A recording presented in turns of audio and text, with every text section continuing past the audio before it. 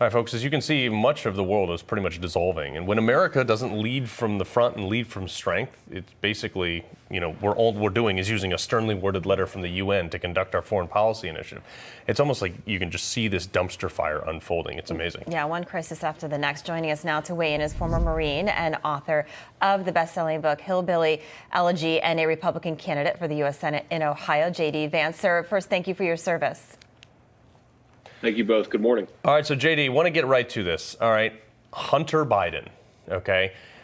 He is, again, spotlighted. Ukraine, there's no doubt. And let's separate the two issues here.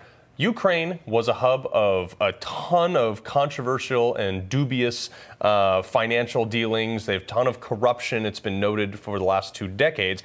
However, that is a totally separate issue from the fact that the Russians just invaded the country, okay? So with all this happening, it's renewed the height on Hunter Biden and his laptop from, the New York Times has even said, hey, this is a thing.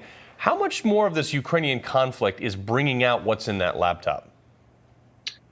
Well, I hope that it brings it all out because, we know there was a lot of corruption there, right? We know that Hunter Biden took over $500,000 a year to effectively do illegal business dealings. He didn't declare it, didn't disclose it, which you have to do if you're lobbying for a foreign government or for a foreign company. So we know there's a ton of corruption there. And I'm struck by the hypocrisy here. Can you imagine if Don Jr. had taken, $500,000 from a foreign government, and then his dad had gotten us into a major foreign policy crisis involving that very same government? I suspect we'd be hearing howls of protest from the media. We'd be hearing calls for congressional investigation, which is exactly what we should be doing right now. Why is it that the very government that got involved with the Biden administration is now involved in a world historic crisis that Biden has blundered us into? Yeah. And you're exactly right. It doesn't justify Russia invading the country in the first place. But, frankly, if the New York Times and other media outlets had told the honest truth about Biden's corruption,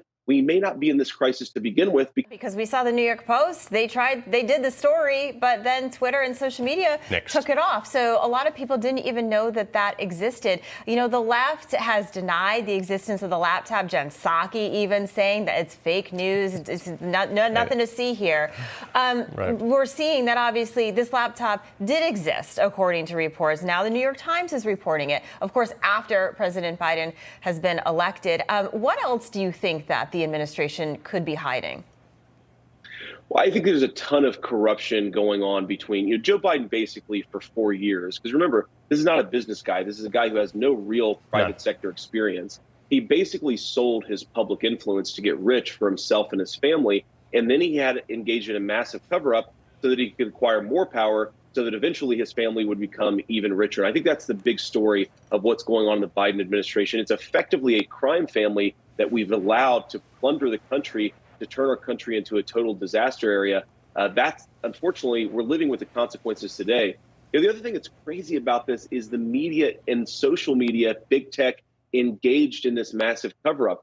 If you were talking about this 12, 18 months ago, you were engaged in Russian disinformation, right? The tech companies would censor you for even discussing it. Like you said, they censored the New York Post. It makes you wonder, what is big tech censoring today? What are they telling us we're not allowed to discuss that we're going to find out 12, 18 months down the road is actually just basic common sense truth? Well, I can tell you what they're not going to talk about. You as a military guy know this, is that the fact that Vladimir Putin is basically a nut job and he's willing to do almost anything to save face at this. He just held this massive rally the other day being like, look, Russia. He's firing any general that speaks out against him. He's firing anybody. We haven't seen his defense minister in like a week or something. And people are very worried that he's going to push that big red button and he's going to turn a city into a parking lot. I mean, these are real fears that if you're in the Senate, you're going to have to face, right?